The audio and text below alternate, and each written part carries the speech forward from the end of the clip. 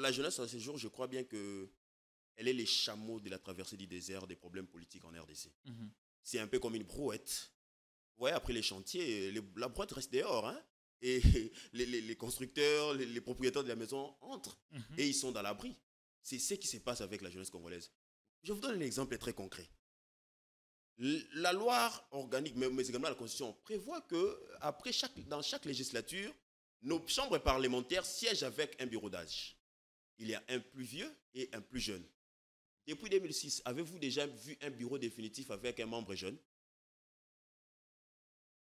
Pour la question. Donc, ça reste à méditer.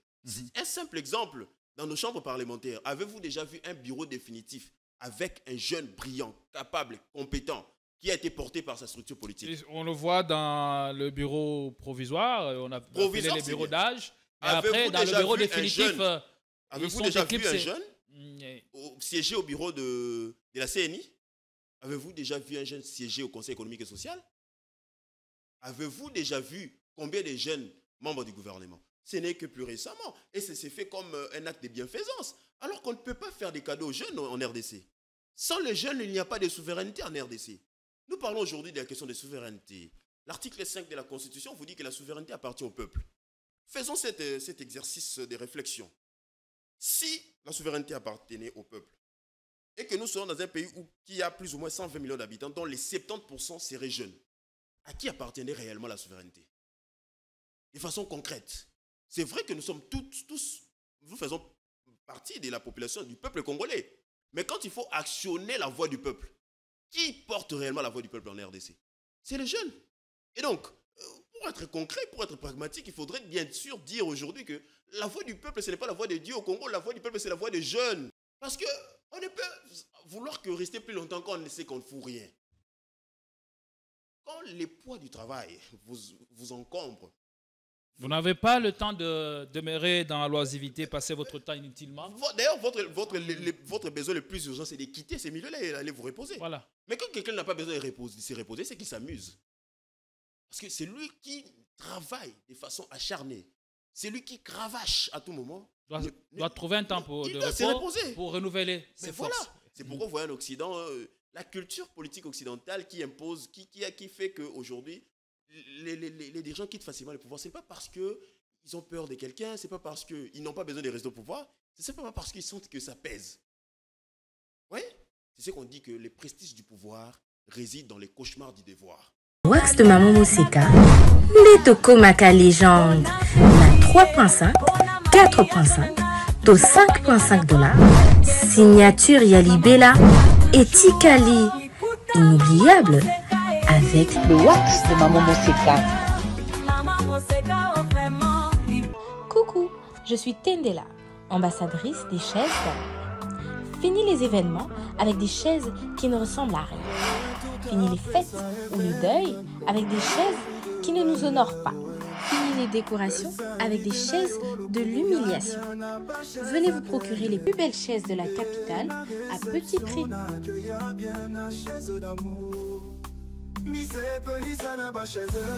J'ai une très bonne nouvelle pour vous. Si vous êtes à l'étranger et que vous souhaitez envoyer de l'argent à vos proches qui sont ici au pays, voici l'application qu'il vous faut. SendWave. C'est ultra rapide, sécurisé et surtout sans frais d'envoi. Vous avez surtout l'avantage de gagner jusqu'à 10 € dès votre premier transfert si vous utilisez mon code promo TATOU24. Hey, na imprimerie Muzuri, tobuki ba prix na ndenge ya kafu. Poche biso qualité na moins cher. Imprimez vos bâches na 6 $ ya pamba. Et souki wanate, to zappé na ba service lokola, broderie industrielle, sérigraphie, offset, impression sur drapeau, tasse, polo, képi, roll-up ordinaire et VIP na prix 10 000.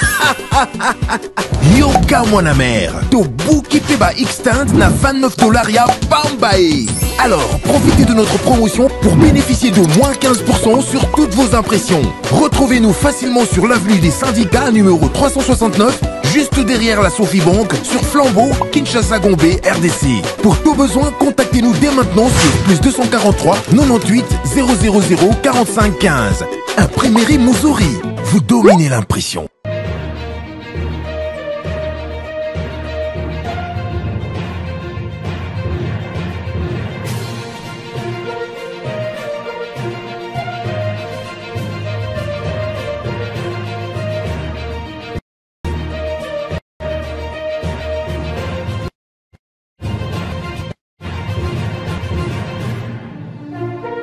L'histoire politique et institutionnelle de la République démocratique du Congo opposée à la loi du temps, faut-il s'y adapter? Oui, dit un jeune brillant qui estime en ce qui le concerne que s'adapter à une société malade n'est toujours pas un signe de bonne santé. Mesdames et messieurs, bienvenue. Vous êtes sur Politicon, vous êtes au bon endroit et vous êtes... les bienvenus si vous venez à peine de nous choisir. Et si vous nous regardez pour la première fois, abonnez-vous et activez la cloche des notifications pour ne rien manquer. La force du détail, on est là pour décortiquer l'actu avec une certaine particularité parce qu'on reçoit un jeune sur qui on met la main pour la première fois. Il est jeune et très très brillant. Vous allez le découvrir à une fraction de seconde. Avec lui, on abordera la question relative au changement ou à la révision constitutionnelle en République démocratique du Congo. Les débats continuent. Pendant ce temps, les partis présidentiels continuent à s'activer pour consommer ou faire consommer ces projets au sein de l'opinion nationale. Et on parlera de questions sécuritaire, mais aussi l'engagement de la jeunesse. En cette période, l'engagement de la jeunesse pour prendre les destins pour la main. Voilà, ce sont là quelques sujets qui vous seront abordés au cours de cette émission. On passera presque une heure d'antenne avec M. Kassia Gériel, je crois avoir bien prononcé votre nom, je ne l'ai pas écorché. Vous êtes assistant à la faculté de droit de l'Université de Kinshasa, UNIKIN. Vous êtes aussi chercheur en philosophie et histoire africaine, président, coordonnateur du mouvement sociopolitique Renaissance. Bienvenue. Comment allez-vous d'abord? Est-ce qu'il y a une qualification de vous que nous avons oubliée ou c'est suffisant la présentation? Bonsoir, M. Atibou. Merci beaucoup pour l'accueil chaleureux. Je crois bien que tout a été dit. Tout est clairement dit, précisément. Et je crois bien qu'il y aura encore d'autres choses à développer. Et en ce qui me concerne, pour l'instant, en dehors de l'aspect scientifique, nous engageons politiquement les mouvements Renaissance, qui visent justement à apporter une réelle refonte du paysage politique congolais, compte tenu des observations faites depuis 1960 à ces jours. Okay. Et donc voilà l'offre que nous vous apportons.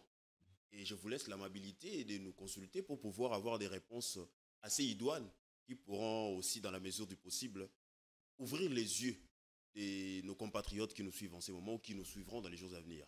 Et vous existez depuis combien de temps? Les mouvements Renaissance existent depuis pratiquement 4 ans. Mais nous avons eu des objectifs au départ. Premièrement, on visait d'abord à faire une promotion réelle de la jeunesse congolaise dans la sphère politique. Et on s'était engagé avec un groupe d'amis pour pouvoir soutenir les candidatures jeunes dans les différentes structures politiques, que ce soit celle de la majorité ou de l'opposition. Et après, on s'est rendu compte que la jeunesse congolaise n'a été que des ou les jeunes congolais n'ont été que des acteurs apparents lors du processus récent. Et c'est ce qui nous a fait comprendre justement qu'il faudrait passer à un niveau supérieur. Et passer à un niveau supérieur, en ce moment, nous sommes à la croisée du chemin entre redéfinir les paysages politiques congolais, compte tenu des 36 ans qui nous restent pour faire les centenaires de l'indépendance de la RDC, ou soit rester dans ces statu quo qui montrent déjà ses insuffisances et qui, par voie des conséquences, ne donneraient pas une possibilité à la jeunesse congolaise d'être réellement l'actrice principale du jeu politique en République démocratique du Congo. Voilà donc les deux objectifs qu'a le mouvement Renaissance, et ces objectifs sont immuables et ils sont ancrés dans notre action politique progressivement, nous avançons. Et vous verrez dans les jours à venir que tout commence par un pas. Nous nous référons justement à toutes les grandes révolutions que vous avez connues dans le monde. Vous avez vu les combats de George Washington, vous avez vu les combats de Lénine, vous avez vu les combats de Mao, et ainsi de suite. En Afrique, vous avez vu le combat de Kwame Nkrumah, vous avez vu le combat de Thomas Sankara, vous avez également vu le combat de Sékou Touré, Ahmed Sékou Touré, et il y en a comme ça les gens. Nous nous engageons dans cette dynamique qui vise réellement à apporter une sorte d'aggiornamento pour donner quelque chose de nouveau, mais aussi des prometteurs. Le peuple a besoin de rêver, mais également d'entrer dans ses réels idéaux. Parce que le progrès, c'est un processus qui exige engagement et compréhension des enjeux. Malheureusement, pour l'instant, il n'y a ni engagement, encore moins compréhension des enjeux. Et pourquoi mouvement sociopolitique?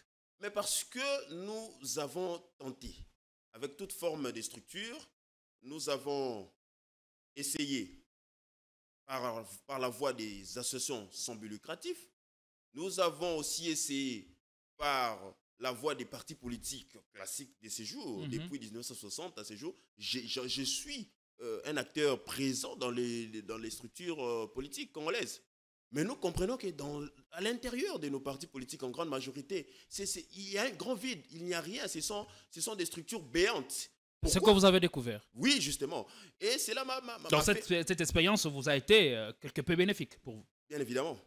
Comme disent souvent les chrétiens, à quelquefois, comme dit le monde séculier, souvent, à quelquefois le malheur est bon. Et il faut parfois affronter pour vous en rendre les compte. Désastres. Il faut des fois affronter les désespoirs pour pouvoir éventrer maintenant les boas du désespoir. Le professeur Ambroise Kamoukouni, Moukinaï, d'heureuse mémoire, qui avait pertinemment et de façon éloquente défini les caractéristiques des partis politiques congolais. Il nous disait clairement à cette époque-là, quand je suis étudiant, que les partis politiques congolais sont des partis alimentaires. Ce sont des partis affairistes, des partis d'ordre économique. Les partis politiques congolais appartiennent à leurs leaders. Les partis politiques congolais sont des partis ethniques.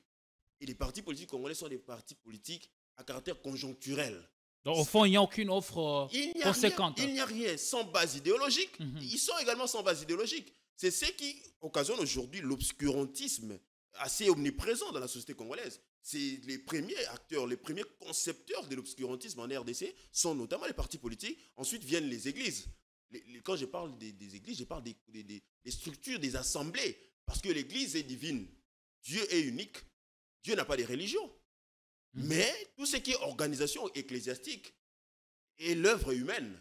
Et donc, après le travail que font les acteurs politiques pour déconstruire, démanteler la pensée collective, pour faire de la jeunesse particulièrement le souffre-douleur de notre société, vient maintenant l'église qui est comme la bergère, vous voyez un peu, qui cherche à protéger les brebis.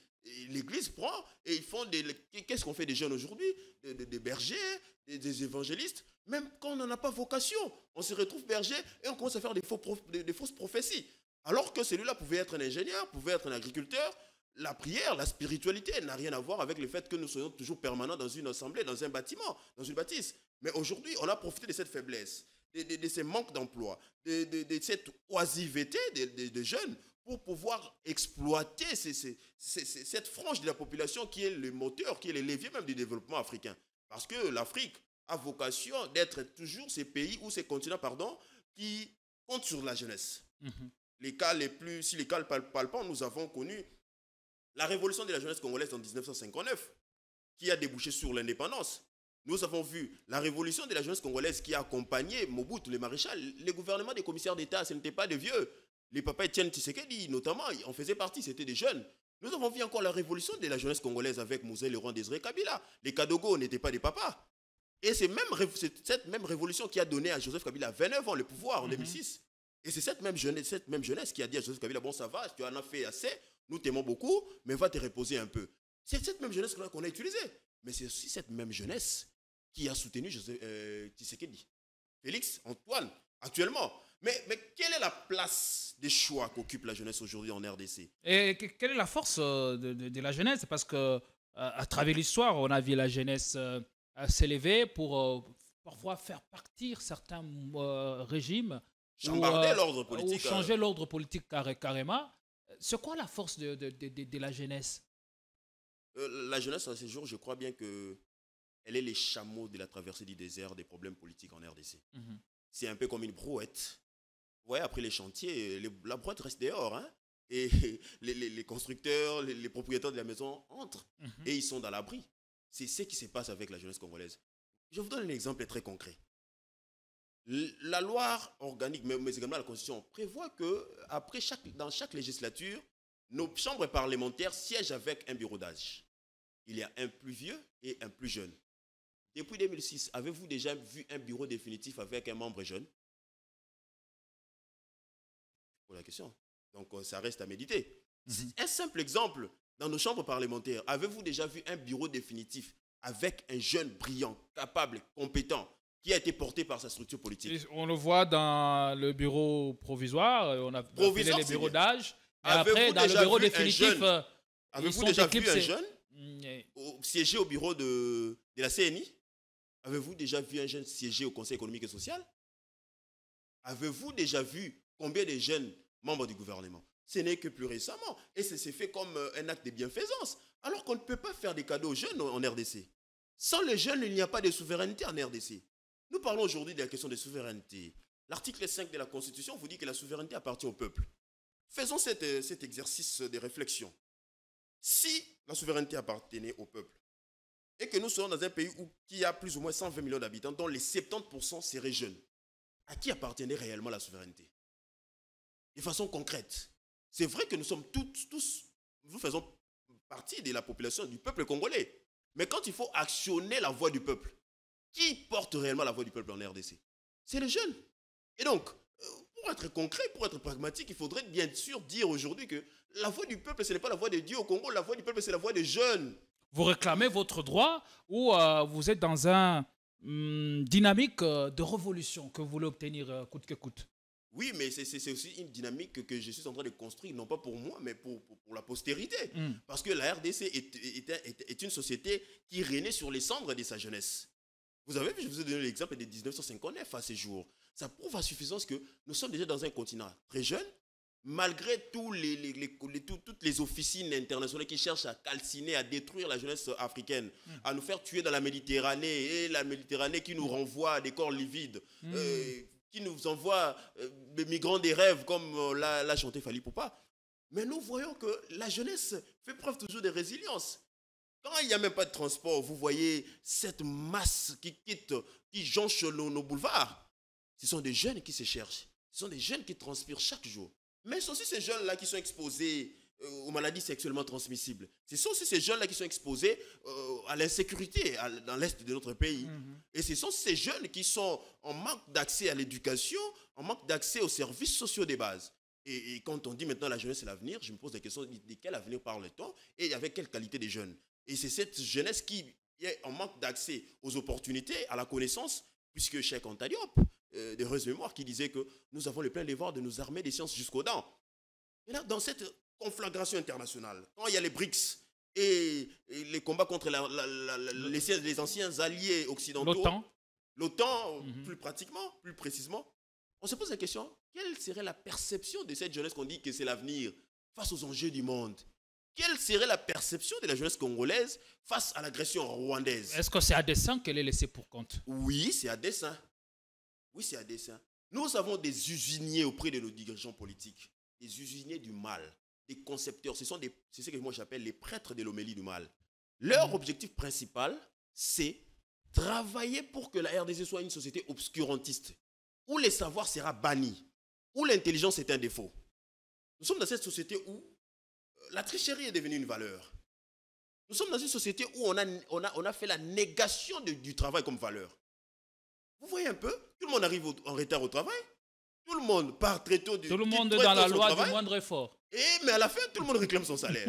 Ça, c'est quel type de société, dis donc? Nous sommes dans quel type de société? Disons-nous la vérité, regardons-nous en face. On ne travaille pas. Le jour où les Congolais reprendront le travail comme valeur sociétale, il y aura 3 conséquences. Il y aura les besoins d'alterner, donc c'est-à-dire d'abandonner, de quitter les pouvoirs le plus tôt possible. Il y aura aussi les changements, les progrès, mais il y aura également ce qu'on appelle la prospérité. Parce que On ne peut vouloir que rester plus longtemps quand on sait qu'on ne fout rien. Quand les poids du travail vous encombrent, vous n'avez pas le temps de demeurer dans la loisivité, passer votre temps inutilement. D'ailleurs, votre besoin le plus urgent, c'est de quitter ces milieux-là et d'aller vous reposer. Voilà. Mais quand quelqu'un n'a pas besoin de se reposer, c'est qu'il s'amuse. Parce que c'est lui qui travaille de façon acharnée. C'est lui qui cravache à tout moment. Doit trouver un temps de repos pour renouveler ses forces. Voilà. C'est pourquoi vous voyez en Occident, la culture politique occidentale qui impose, qui fait qu'aujourd'hui, les dirigeants quittent facilement le pouvoir. Ce n'est pas parce qu'ils ont peur de quelqu'un, ce n'est pas parce qu'ils n'ont pas besoin de rester au pouvoir, c'est simplement parce qu'ils sentent que ça pèse. Oui, c'est ce qu'on dit que le prestige du pouvoir réside dans les cauchemars du devoir. Le pouvoir n'est prestigieux que quand on a l'essence du devoir. Mais c'est lui qui n'a pas l'essence du devoir. Comment il va connaître les prestiges du pouvoir? Donc nous sommes dans une sorte de comédie aujourd'hui. On a dramatisé la vie politique. Non, on a théâtralisé la vie politique. Parce que l'art dramatique, c'est un peu un haut niveau. On a théâtralisé, on a amené un peu du genre de Maboké dans les jeux politiques.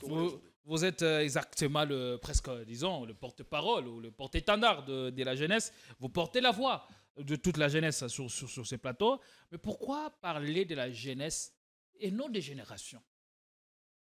Parce que de façon naturelle, il n'y a pas de forever young, il n'y a pas de jeunes éternels. Et la vieillesse est en quelque sorte une sorte de rebondissement vers l'enfance, parce que quand on vieillit, de plus en plus on vieillit, on perd sa mémoire. Est-ce que notre problème, ce n'est pas un problème, pour essayer de reposer ma question, ce n'est pas un problème des générations ou un problème des systèmes? C'est un problème de conflit intergénérationnel. C'est ça le vrai problème. Parce que vous voyez, dans nos sociétés traditionnelles, les jeunes étaient toujours initiés par les vieux. Ils étaient soit amenés en forêt pour apprendre le travail, pour apprendre la vie d'adulte, la vie d'homme, la vie masculine. Mais aujourd'hui, nous constatons une sorte de cassure. Il y a une sorte de glace entre ceux qui ont atteint l'âge avancé et ceux qui viennent maintenant à peine de connaître la vie. La cassure, qui serait expliquée entre autres par quoi? Alors que, excusez-moi de vous rappeler une pensée d'Épicure, qui est un grand philosophe, qui disait à son disciple Ménécée que les vieux et les jeunes doivent cohabiter. Pourquoi? Parce que les vieux ont cette sagesse, cette profonde sagesse, cette connaissance de la vie dont les jeunes ont besoin. Mais les vieux ont aussi besoin des jeunes parce qu'ils doivent au quotidien s'intégrer dans l'actualité. Mais là, quand vous voyez la société congolaise n'est pas bien marché, c'est justement parce qu'il y a une cassure. Il n'y a pas un travail transgénérationnel, il n'y a pas un cadre transgénérationnel. C'est pourquoi nous ne maîtrisons même pas les enjeux politiques. Tout celui qui vient, il vous demande accordez-moi plus de temps. Quel temps? On vous a nommé, vous dites qu'on doit vous accorder les temps. Les temps pour faire quoi? Non, il veut apprendre. Vous voyez les taux de la bêtise. Et quand vous voyez que le taux de la bêtise est plus élevé que le nombre de têtes d'habitants dans une société, cette société-là est déjà vouée à l'échec. C'est ça les grands dangers. Vous dites avec bien raison que s'adapter à une société malade n'est pas un signe de bonne santé. N'est pas un signe de bonne santé. Est-ce que pouvez-vous nous en dire un peu plus? Mais c'est pourquoi nous vous apportons notre offre politique, c'est la Renaissance. Je sais que on ne va pas beaucoup nous suivre parce que les Congolais sont déjà habitués à suivre les bêtises sur TikTok, les injures au quotidien, les calomnies, la diabolisation. Vous voyez un peu. Et quand nous vous apportons... Rassurez-vous, quand vous avez reçu atteindre 10 personnes, 20 personnes, c'est un pari gagné déjà. Ah, merci beaucoup. Merci beaucoup. C'est chaque jour que l'on va y parvenir ou travailler pour parvenir à cet objectif. La situation actuelle de notre société indique clairement que nous avons atteint toutes les barres rouges en termes de gouvernance. L'homme n'est plus la priorité de la gestion. Nous avons même oublié notre ancestralité. Parce que l'homme est une valeur sociétale chez nous, chez les Bantous. Si les Blancs parviennent à comprendre l'essence centrale que représente l'homme, a fortiori nous, Africains, parce que c'est nous qui en sommes les premiers concepteurs des droits et libertés fondamentaux. Nous avons écrit les Kurokan Fuga, avant même la Déclaration universelle des droits de l'homme. Nous avons été les vrais concepteurs. Avant même les Bill of Rights, nous avons été les vrais concepteurs. Mais l'homme noir a développé, l'homme congolais précisément aujourd'hui, a développé une dose de vanité qu'on ne sait plus expliquer. Vous regardez l'Égypte pharaonique, vous comprenez que les dirigeants avaient une vision d'éternité. C'est pourquoi ils étaient des grands bâtisseurs. Nous sommes des grands voleurs, des grands vaniteux, parce que nous croyons que la mort ne vient que par les poisons ou par l'arme à feu, alors que votre propre lit peut être les lieux appropriés pour vous faire tuer avec une sorte d'infarctus ou AVC. Mais pourquoi l'homme congolais cherche à cumuler des biens? Pour en faire quoi exactement? Alors qu'il est des principes, qu'il doit y avoir de la honte quand on est heureux tout seul. Pourquoi nos dirigeants ne se sentent plus mal à l'aise d'avoir autant d'argent, d'avoir un char automobile avec plus ou moins 15 véhicules qui coûtent plus de 50 000 $? Vous voulez faire quoi avec tout ça? Pendant qu'il n'y a pas d'eau dans ces pays, il n'y a pas d'électricité, il n'y a pas de route, il n'y a pas d'hôpitaux. Mais c'est quel esprit? C'est ça la vanité. Et donc, la meilleure façon de faire, c'est quand l'homme passe à l'auto-examination, à l'autocritique, pour invoquer l'esprit de renaissance. Il faut mourir pour renaître. C'est un peu comme les Christ. C'est une démarche christique. Hein, c'est la croix avant la gloire. Il faut accepter les chemins de la croix. On ne veut pas souffrir ensemble. Thomas Sankara disait, soit c'est l'eau potable pour tous, soit c'est les champagnes pour quelques-uns. J'étais interpellé récemment par quelque chose qui me renvoie à la nature de la vanité. En passant par le palais des marbres, vers Ypen, tout le palais. Une grande partie du palais s'est transformée en une forêt. Mais il y a eu un temps où il y avait un homme qui en prenait bien soin et qui a régné sur le pays. Mais après son départ, personne n'est plus là pour prendre ne serait-ce que soin de ce domaine qui est laissé presque à l'abandon. Ça doit nous rappeler combien la vanité est collée à notre peau ou à la nature humaine.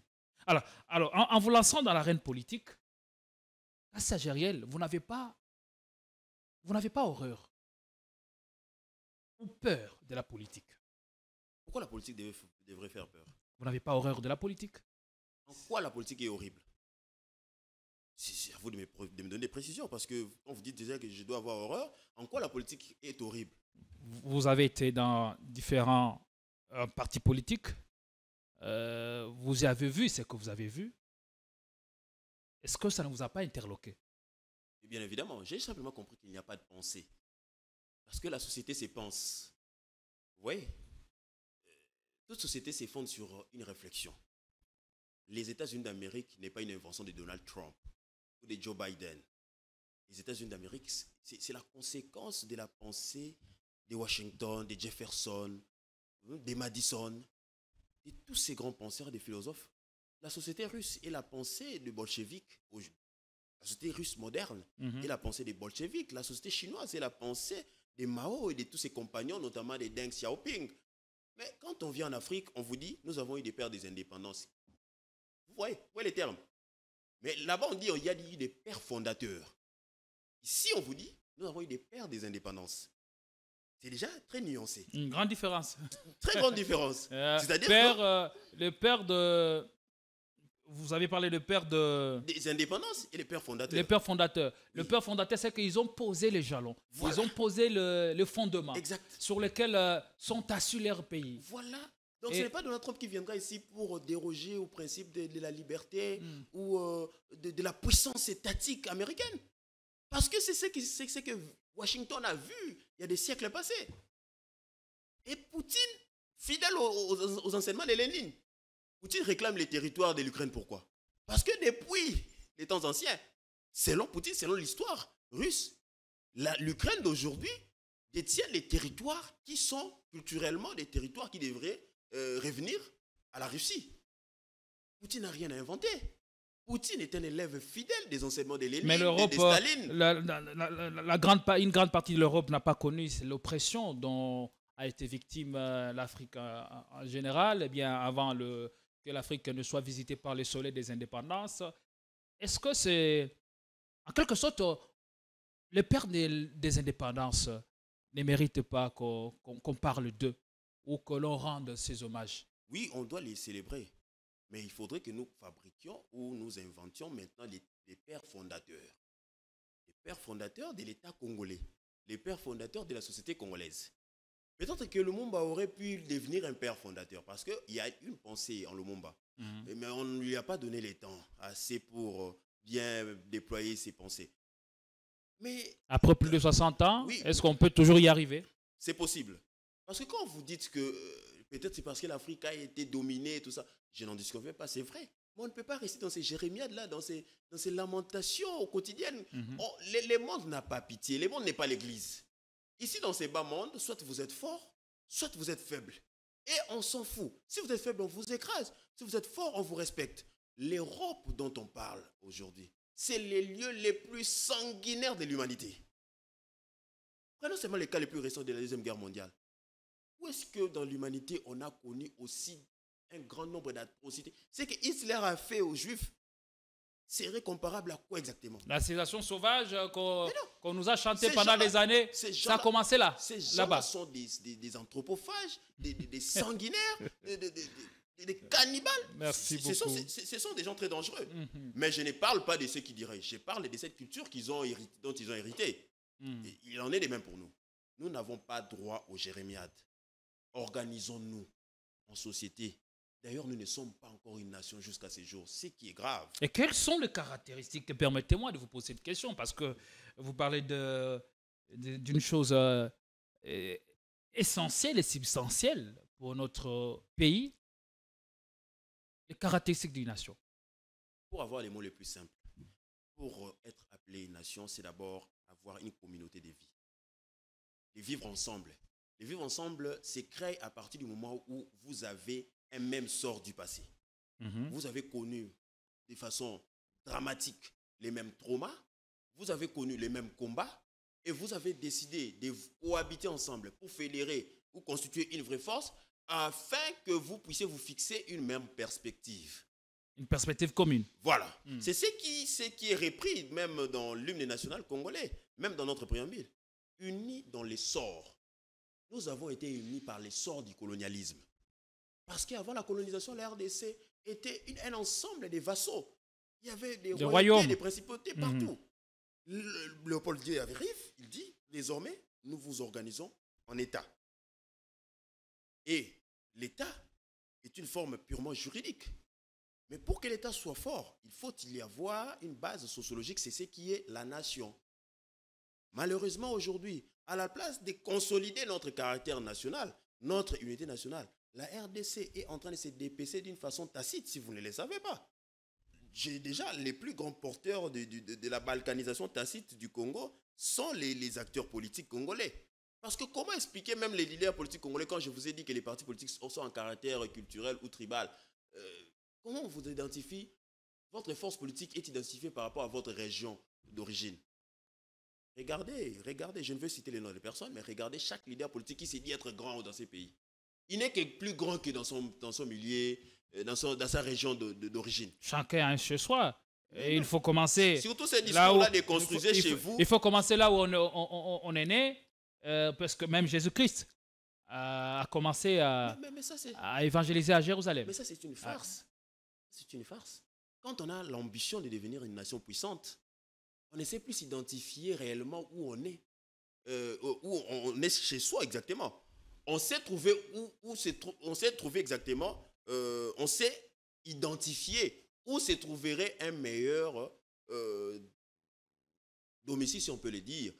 Moi, je dois me sentir à l'aise à Katakokombe, à Okolwezi et au Kivu.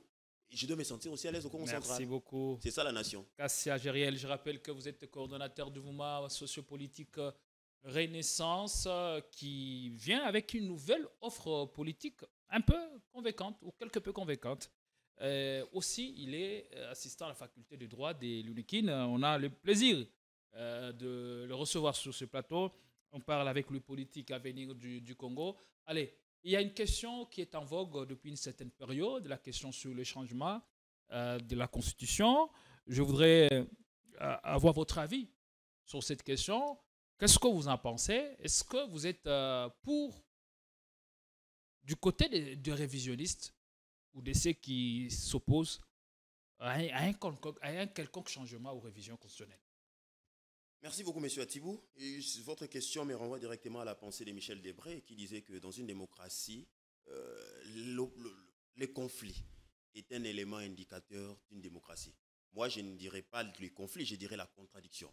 Parce que la contradiction est un signe de haute culture. Quand vous êtes un grand, vous devriez invoquer la contradiction. Celui qui n'accepte pas la contradiction, c'est un petit esprit. Et dans cette confrontation autour de la question constitutionnelle, je ne serai pas là en train de dire un non extrémiste ou un non aveugle ou un non suiviste ou encore dire un oui suiviste. Non, moi je suis en train de porter une alternative. Je suis en train d'apporter une opinion qui rassemble les Congolais et non qui voudrait diviser les Congolais. Une opinion neutraliste? Non, oui, une opinion dans les débats politiques, on ne peut qui jamais... réponde à votre vision politique, à vos aspirations. Je porte une opinion qui pourrait peut-être satisfaire les lames de Lumumba ou à la limite aussi celle de Mosé Kabila. Moi, je ne suis pas en train de chercher à porter un discours qui va faire plaisir à un camp politique. Alors, parce que déjà, il n'y a pas d'idéologie. Qu'est-ce que vous en pensez? La révision constitutionnelle est prévue. C'est un mécanisme bien prévu par cette constitution du 18 février 2006, telle qu'elle est modifiée à ce jour. Donc, déjà, quand on parle de révision, ça ne doit pas choquer.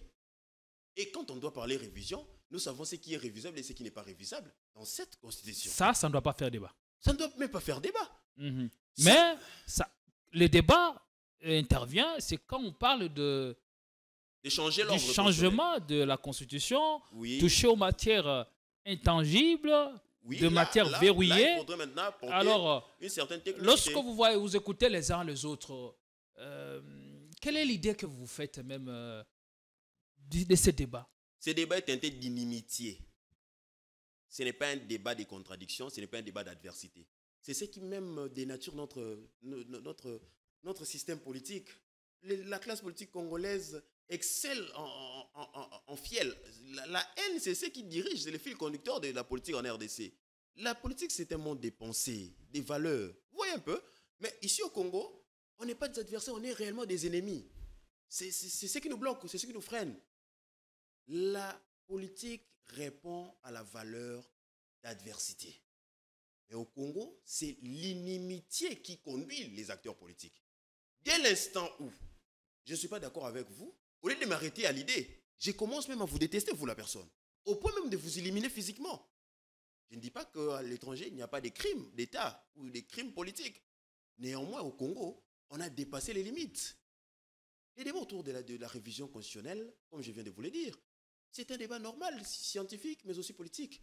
Mais seulement, il faudrait savoir que le peuple, en termes de culture politique, surtout le peuple congolais, n'a pas encore atteint le niveau de maturité pour être celui qui pourrait être à l'initiative d'un débat autour de la Constitution. Ce qui donne une certaine liberté à la classe politique, à la classe dirigeante, mais aussi à l'opposition, de débattre autour de cette question et de son opportunité. Alors, quand on propose la révision constitutionnelle, il faudrait savoir où se situe le vrai problème, quelle est l'offre, quel est le projet autour de cette question, parce que jusque-là, même le pouvoir en place, le président de la République, Félix Tshisekedi, n'a pas exactement étalé son projet autour de la révision. Mais quand les gens commencent à s'enflammer, ils s'enflamment autour de quoi? Et les gens qui s'opposent en même temps aussi, ils s'opposent exactement à quoi? Et ceux qui sont au pouvoir, mais se fâchent en fonction de quoi? En scrutant ces meetings, ces récentes sorties médiatiques, on sait plus ou moins cerner ce dont il est question. Il s'agit de quoi? Du changement de la Constitution. Mais déjà, quand on parle de changement toucher à l'article 220, donner plus de... réduire l'autonomie ou centraliser les pouvoirs. Voilà. Quand vous parlez déjà du changement de la Constitution, heureusement, vous avez précisé que l'intention peut-être serait de toucher à l'article 220, parce que ça, ce serait réellement le changement de la Constitution. Évidemment. Ce qui n'est pas synonyme du changement des constitutions. Parce que quand on parle du changement de la Constitution... Quelle est la nuance? Mais on parle français, non? Ne nous amenez pas dans le jeu de mots. Mais quand on dit changement de la Constitution, c'est-à-dire que la Constitution... Quelques articles seulement qui sont concernés. Oui, peut-être la Constitution était courte, on veut la rendre longue. Mais quand on parle du changement des constitutions, c'est-à-dire que celle-ci n'a plus droit d'existence, on fait appel à un nouvel ordre constitutionnel. Dans tous les deux cas, voilà, il y a des articles qui sont verrouillés. Oui, bien évidemment, on n'est pas allé trop loin. C'est l'article 220 qui donne des matières à ne pas toucher. Et cela fait objet d'un... C'est un pacte social, c'est un pacte républicain. Et ça ne peut pas faire objet d'une initiative personnelle ou individuelle. Ce qui veut dire que changer d'ordre politique ou toucher même à cet article ne dépendra pas d'une opinion d'un citoyen congolais. Ou d'un groupe d'individus. Ou d'un groupe d'individus. Donc, vous voulez nous amener dans une autre dimension, dire que selon vous, l'article 220 peut être changé si ça relève de l'engagement ou de la volonté de tout le monde, de toutes les parties prenantes. C'est une disposition qui touche directement à la souveraineté de l'État. Parce que dans cette disposition, on parle de la forme républicaine, on parle du pluralisme, on parle des droits et libertés fondamentaux, on parle de la durée des mandats, on parle du pouvoir judiciaire. Et ça ne peut pas faire objet de l'appréciation d'un simple camp politique. On doit trouver réellement un consensus populaire. Parce que, excusez-moi, je pourrais choquer plus d'un, mais la question de la révision, ou carrément du changement d'ordre constitutionnel, est une question d'abord qui touche directement à la souveraineté de l'État. Et qui dit souveraineté, on voit le peuple. Si réellement le président Félix est confiant et sûr de son ancrage politique, il soumettra son projet au référendum populaire. C'est le référendum qui va sanctionner. C'est sa question. Mais pourquoi la classe politique doit s'agiter? Si réellement vous trouvez que le président Tshisekedi est illégitime, livrez-les au débat populaire, livrez-les à la sanction populaire. Le peuple peut les sanctionner. Ce n'est pas du tout compliqué. Et même quand on consulte le peuple par voie de référendum, l'article 220 n'est pas concerné. Mais non, c'est ça, maintenant, on commence à créer une relativité. Parce que quand on dit que le peuple est souverain, donc après le peuple, c'est Dieu.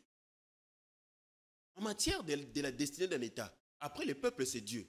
Alors que Dieu est esprit, il doit maintenant décider sur la destinée d'un État, si ce n'est pas son propre peuple. Et donc, je ne suis pas en train de défendre que l'article 220 doit être révisé, mais nos professeurs, surtout nos professeurs d'université, doivent réellement dire à tout le monde quelle est l'essence de la souveraineté. Quand on parle souveraineté appartient au peuple, on veut exactement dire quoi? On parlera de cela. Oui. Et donc, même quand il faudrait changer l'ordre constitutionnel, le président Tshisekedi peut venir avec son projet. Mais si le peuple dit non, ça ne passera pas. C'est une évidence. Ça ne changerait pas. Qu'il pleuve ou qu'il neige, c'est une question de souveraineté. La Constitution est l'émanation du peuple. Ce n'est pas un livre, ce n'est pas un roman. Vous, au sein du mouvement sociopolitique Renaissance dont vous êtes le coordonnateur, est-ce que vous avez compris ou vous avez analysé pourquoi il y a eu de matière verrouillée dans cette Constitution du 18 février 2006? Mais c'est là part du simple fait, si les gens doivent comprendre la Constitution et sa composition, comment elle ses structures. Dans la structuration d'une constitution, il y a ce qu'on appelle la constitution philosophie, ou la partie philosophique d'une constitution. Elle est constituée du préambule et de l'exposé des motifs.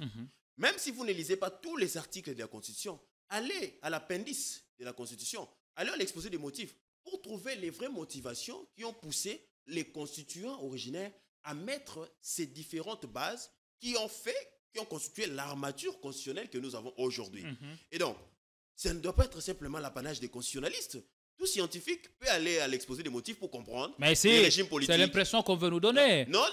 On dit que ce débat est réservé aux seuls constitutionnalistes. Non, c'est peut-être du fait qu'il y a un taux élevé d'analphabétisme au Congo. Donc on craint que les débats soient laissés à n'importe qui, puisque ce n'est pas tout le monde qui a eu la chance d'aller à l'école ou à l'université. C'est peut-être à cause de ça. Mais dans une société élitiste, tout le monde a droit au débat. En tout cas, celui qui pense doit parler. Celui qui ne pense pas doit se taire. Malheureusement, ici, même ceux qui ont des démangeaisons parlent. Au Congo, même ceux qui ont des démangeaisons parlent. Alors que dans une société des gens normaux, ce sont des personnes qui pensent, qui ont droit à la parole. C'est pourquoi nous avons porté une alternative. C'est ce que nous voulons dire que dans tout ça, il faudrait parler des réformes, dans tous les cas. Parce que les débats autour du changement de l'ordre constitutionnel, c'est un débat un peu lointain. Pour l'instant, je sens que les débats tournent encore sur 220 et tout ça. Mais cela s'écarte longuement des priorités du peuple. Je vous les démontre. La RDC est un pays avec 120 millions d'habitants, je vous l'ai dit, dont 70% seraient jeunes. Mais regardez dans cette constitution, dès son premier article jusqu'à l'article 229, vous ne verrez nulle part où on a garanti un pouvoir réel de jouissance à la jeunesse congolaise. Alors que la jeunesse est majoritaire. Pourquoi ne pas revoir l'article 14 de la Constitution, alinéa 4, qui donne une représentativité simplement à la femme, alors que cela est une discrimination positive, bien sûr, mais les Congos n'appartiennent pas qu'aux femmes. Les Congos appartiennent à tous les citoyens. Dans la jeunesse, nous avons aussi les femmes. Donnez à la jeunesse une place de choix. Deuxièmement, puisque la souveraineté réelle est détenue par la jeunesse, je suis en train de proposer aujourd'hui que les ministères de la jeunesse deviennent un ministère de souveraineté, au même rang que les affaires étrangères, la défense et la sécurité. Cela va déconstruire ou redéfinir le paysage politique congolais. Dès l'instant où les ministères de la jeunesse auront une place de choix, une place centrale dans des questions de souveraineté même au pays, vous verrez que les paysages politiques et même les regards des politiques sur la jeunesse vont changer. Et lui allouer un budget conséquent. Voilà. Je vais très rapidement pour ne pas prendre beaucoup de temps. En quelques secondes, on va changer de chapitre. Oui, et je vous apporte quelques éléments de changement. Pourquoi ne pas aussi réviser la notion de la composition de la Cour constitutionnelle? Je voudrais que l'autorité coutumière siège aussi au sein de la Cour constitutionnelle. Je voudrais que le Swahili devienne une langue officielle de la RDC. On va évoquer tout cela dans un instant. Pour l'instant, on prend une page publicitaire. De retour sur ce plateau, on est avec Kassia Gériel, coordonnateur du mouvement sociopolitique Renaissance et assistant à l'université, à la faculté de droit à l'université de Kinshasa, Inikin en sigle. Alors, on parle des propositions qui seraient les bienvenues dans ces débats autour du changement ou de la révision constitutionnelle. Vous appelez ça impératif. Pourquoi c'est cet impératif? Nous voudrions que l'autorité politique et les pouvoirs publics soient liés aux obligations, parce que la Constitution est la loi fondamentale de l'État. C'est notre pacte. Quand vous prenez le... Et on ne peut pas se défaire des obligations qui ont été déjà consacrées dans la Constitution. Malheureusement, au Congo, aujourd'hui, quand vous voyez le débat autour de la réforme ou des réformes, quand vous analysez bien l'opposition comme la majorité, les débats ne tournent qu'autour de la durée des mandats et peut-être de la forme de l'État. Ce qui prouve à suffisance qu'il y a une guerre d'intérêts. Ceux qui veulent rester autour du président Félix Tshisekedi et ceux qui sont en train d'envier simplement le poste et non l'intérêt du peuple. C'est pourquoi nous, à la place d'embrasser ces deux thèses, nous vous apportons les 7 impératifs constitutionnels. Ce sont des obligations. Premièrement, aujourd'hui, nous voudrions que les ministères de la jeunesse deviennent un ministère de souveraineté, au même rang que les affaires étrangères, la sécurité et la défense. Simplement pour permettre à ce que les débats autour de faveurs qu'on fait à la jeunesse ne soient plus d'actualité. Aujourd'hui, les jeunes ont droit d'exercer le pouvoir politique. Les jeunes ont droit de prospérer économiquement dans leur pays. Et dès l'instant où la jeunesse va occuper une place des choix déjà en termes de il faut qu'il y ait un article qui consacre... Comme on parle des domaines de souveraineté qui se partagent entre les présidents publics et les à la jeunesse. La jeunesse doit être incitée et cela va chambarder directement l'ordre administratif et politique congolais pour placer la jeunesse au centre de tous les enjeux. Aujourd'hui, vous voyez même dans l'ordre du partage du pouvoir, c'est rare que vous entendiez les débats autour d'une dispute autour du ministère de la jeunesse. Mais alors que ce sont les jeunes qui donnent le pouvoir. Mais quand les acteurs politiques se disputent autour du pouvoir, personne ne fait attention au ministère de la jeunesse. C'est parce qu'on a fait de ces ministères un cadet de soucis des politiques publiques en RDC. Deuxièmement, je voudrais que le Swahili soit concurremment, comme le français, une langue officielle. Et pourquoi? Très rapidement. Le Swahili fait partie des 10 langues les plus parlées au monde aujourd'hui. Le Swahili est parlé dans 14 pays africains. Le Swahili aujourd'hui est enseigné à l'université Howard aux États-Unis. Et le Swahili est indiqué comme la langue de l'unité africaine. Allez vérifier les écrits du professeur Kamana, Cheikh Anta Diop, du professeur Obenga. Vous allez constater que c'est le Swahili qui fera de l'Afrique le continent dominateur dans les jours à venir. Et pourquoi pas l'anglais? Non, l'anglais, on n'en a pas besoin en termes de langue officielle. On peut l'utiliser comme langue, comme toute langue. Il ne faudrait pas oublier que nous avons un combat culturel à mener. Est-ce que le Swahili renforce aussi notre identité? La RDC, oui, la RDC a 9 voisins. Donc plus ou moins 6 parlent le Swahili. Le Swahili a... Non, attendez, le Swahili est parlé au Burundi, au Rwanda, une partie, Rwanda, Tanzanie, Kenya, Ouganda. 4 pays, je crois, sur les 9. On parle aussi Swahili. Le Soudan. Ce sont le Congolais qui sont en ce jour, qui sont en Zambie. Si vous suivez l'histoire coloniale. En Zambie, c'est le Kibemba et l'anglais. Les Swahili est parlé. Je ne parle pas comme en langue officielle. Je parle en termes de densité populaire. Okay. C'est une langue qui a plus d'influence. Vous savez qu'en Afrique du Sud, aujourd'hui, on enseigne les Swahili à l'école. Dans quelques pays d'Afrique australe, ça s'est fait comme ça. C'est-à-dire que les Swahili est une voie de communication. Et le développement marche aussi avec la communication. Quand les gens savent bien se communiquer, cela consolide déjà l'unité et les rapports. Pourquoi aujourd'hui, quand le président Félix Kabila est au pouvoir... Est-ce que ça serait une mince à faire, permettez-moi, au regard de l'immensité du pays. On a 4 espaces géographiques, même linguistiques. Kikongo, Chiluba ou Kasaï, où le Chiluba est majoritairement parlé, et Lingala.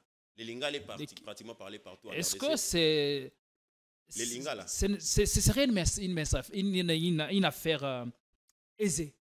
Pas du tout, mais ce serait une affaire salutaire. Pourquoi? Parce que dans les 26 provinces ou 25 provinces de la RDC, il y a plus ou moins 6 qui sont dans la grande orientale qui parlent le Swahili. Et les Lingala est partout. Mais la langue la plus parlée, c'est les Lingala. Les Lingala est la langue la plus parlée, mais les Lingala est la langue la moins travaillée sur le plan linguistique et scientifique. Encore en RDC pour l'instant. Mais le Swahili est la langue la plus travaillée scientifiquement. Je vais vous donner des exemples. Aux États-Unis, l'université Howard enseigne le Swahili.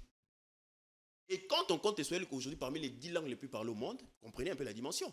L'UNESCO a fait du Swahili comme, je crois bien, patrimoine culturel de l'humanité. Le Swahili. Comprenez la dimension, juste une dimension philosophique et prémonitoire. Nous voulons prévenir les dangers. Vous avez vu pendant les pouvoirs du président Kabila, beaucoup de gens qui parlaient Swahili, surtout ceux qui venaient du Kivu, étaient facilement étiquetés des Rwandais. Oui, c'est pas parce que le Swahili est aussi parlé par nos voisins de ces côtés-là. Faire de cette langue une langue officielle réduirait aussi en termes d'ardeur le mouvement sécessionniste. Vous voyez les comportements de nos vieux Katangais. Le Swahili doit nous fédérer. Tout le monde doit s'identifier au Swahili. Très rapidement, je passe. Est-ce que ça ne semble pas être affaire d'une longue haleine au regard du travail qui doit être fait sur le terrain? Mais non, ça sera pas très compliqué à faire, je vous assure. Moi-même, je ne sais pas parler. Comment peut-on s'y prendre?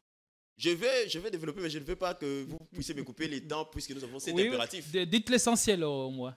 Nous avons des linguistes qui travaillent sur le Swahili. Deuxièmement, je vous ai parlé de l'association géographique, nous avons au moins 6 provinces qui parlent Swahili. Nous avons 9 voisins, dont plus ou moins 6 ou 5 ont déjà les Swahili comme langue vernaculaire ou langue officielle. Et nous avons l'Afrique qui se veut de plus en plus swahilophone.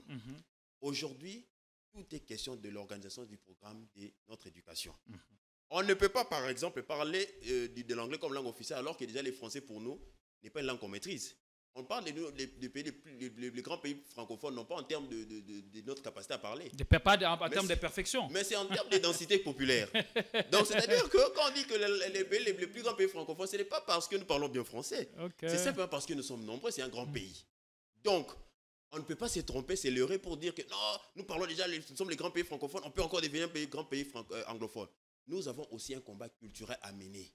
Nous, surtout nous qui sommes panafricanistes, nous qui parlons de la Renaissance africaine, nous devrions faire valoir nos propres cultures, nos atouts culturels. Je ne peux pas mener un combat pour faire de l'anglais une langue officielle. Qu'est-ce que j'ai à foutre de faire de l'anglais une langue officielle? Est-ce que Michael Jackson, quand il venait en Afrique, bien qu'il ait des origines africaines, il parlait africain, est-ce qu'il parlait nos langues pour qu'ils se fassent comprendre?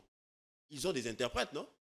Mais il n'y a pas de problème. Si un Congolais parle Swahili et qui ne sait pas parler anglais, quand il va arriver là-bas, on va interpréter en anglais. Conséquence, c'est qu'il y aura plus d'intégration. Plus d'intégration régionale et sous-régionale, mais aussi, c'est une langue qui va nous préparer à dominer le monde dans l'avenir. Autre impératif. Notre impératif, on doit revisiter le pluralisme, les termes pluralisme politique en RDC. Nous sommes tombés dans ces dangers que le président Mobutu disait en 1990. Le pluralisme politique ne doit pas être synonyme du multitribalisme. Le multipartisme ne doit pas être synonyme du multitribalisme.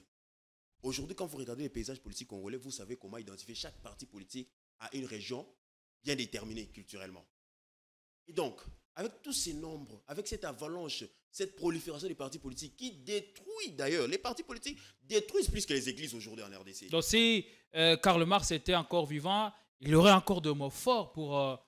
En tout cas, il allait encore ajouter que les partis politiques sont l'opium du peuple. Parce que les partis politiques congolais sont forts en animation politique, alors que les partis politiques doivent être les bastions d'animation culturelle. C'est là où les citoyens doivent se former. On n'a même pas une culture politique en RDC, simplement parce Qu'est-ce qu'on fait, par les exemple, partis politiques nous abrutissent de la formation citoyenne? On n'en fait rien. On n'apprend pas le patriotisme, on n'apprend pas la puissance de l'État, on n'apprend pas la discipline citoyenne. Regardez même nos dirigeants, regardez nos ministres, comment ils se comportent même en cours de route. Ça prouve à suffisance qu'il y a carence d'éducation à la citoyenneté.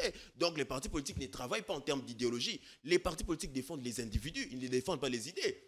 Regardez même les débats autour du président Félix ou du président Honoré Kabila. Tout tourne autour, c'est moi dit non. Mais demandez-leur quelle est la pensée politique du grand maître du jeu actuel, du président actuel. Beaucoup n'auront pas le courage de les montrer. Donc, je ne dis pas qu'on doit revenir au parti unique, mais je dis simplement qu'on doit réduire sensiblement le nombre de partis politiques en RDC. Même la France, qui nous a imposé cette démocratie à la va-vite, n'a pas autant de partis politiques que nous, ou encore moins les États-Unis. Et vous voyez, M. Atibou, quand vous regardez nos partis politiques, vous avez finalement l'impression que c'est devenu un lieu de lavage des cerveaux, un lieu d'endoctrinement négativiste. Les gens ne prospèrent pas, n'émergent plus spirituellement. Et ça nous bloque, ça nous empêche d'émerger. Troisième élément. Quatrième élément plutôt. On parle aujourd'hui de la représentativité nationale au sein d'un gouvernement. C'est dans l'article 90 alinéa 3. Une bonne ou mauvaise chose? C'est une bonne chose, mais qui n'est pas appliquée sur le plan national. La ville de Kinshasa ou la capitale ne peut pas être la seule unité de mesure de l'unité nationale. Tout Congolais doit se sentir chez lui partout où il se trouve. Vous pouvez être Swahili, vous sentirez chez vous au Kasaï si la Constitution vous le garantit. L'article 90 alinéa 4 vous parle de la représentativité nationale au sein du gouvernement. L'article 198 alinéa 4 vous parle du gouvernement provincial doit tenir compte de la représentativité provinciale. Alors que les partis politiques concourent au pouvoir pour l'exercer sur le territoire national congolais. Alors, si un parti politique est majoritaire à l'Assemblée provinciale, cela sous-entend qu'ils auront le pouvoir exécutif en même temps. Donc, les MLC peuvent avoir une majorité dans une assemblée parlementaire au Congo central ou, par exemple, au Grand Équateur. Cela ne l'empêcherait pas non plus de prendre un citoyen du Kivu pour devenir ministre ou gouverneur au Congo central. Aujourd'hui, les problèmes de changement ou de fongibilité des dirigeants des différentes régions, n'est plus question qu'on dise que le président officiellement a le droit de nommer les différents gouverneurs. On peut simplement respecter la Constitution en faisant en sorte que la représentativité nationale soit un principe qui s'applique partout dans toutes les institutions. Cela vous permettrait que vous soyez du côté Swahili, mais être ministre au Kasaï. Mais avec cette configuration, on lit l'article 198 alinéa 4, on vous dit que le gouvernement provincial tient compte de la représentativité seulement provinciale. C'est une consolidation du régionalisme. Et c'est ce que je vous ai dit, c'est une balkanisation tacite. Parce que de plus en plus, quand vous allez au Grand Katanga, celui qui est du Lualaba ne se voit plus être enfant du Haut-Katanga. Celui qui est du Haut-Katanga ne se voit plus enfant du Tanganyika. Et vice-versa pour les Kasaï et pour les Kivu. Vous voyez un peu? Même les citoyens d'une même configuration, d'une même administration, circonscription linguistique, ne s'identifient plus comme les enfants d'un même père ou d'une même mère. Simplement parce qu'il y a eu des centralisations. Alors, pour éviter tout cela, abrogeons cette disposition ou revisitons-la pour dire que la représentativité nationale doit s'appliquer partout en RDC. Allons une autre proposition. Je voudrais que les droits de vote soient élevés à 21 ans. L'éligibilité aux législatives aussi à 21 ans. Parce que nous considérons que voter à 18 ans n'est pas suffisant dans un pays où le taux d'analphabétisme est très élevé. On considère aussi qu'en termes de maturité psychologique, c'est très moindre. Donc, en conclusion, pour conclure, les derniers éléments pourraient être peut-être les services militaires obligatoires.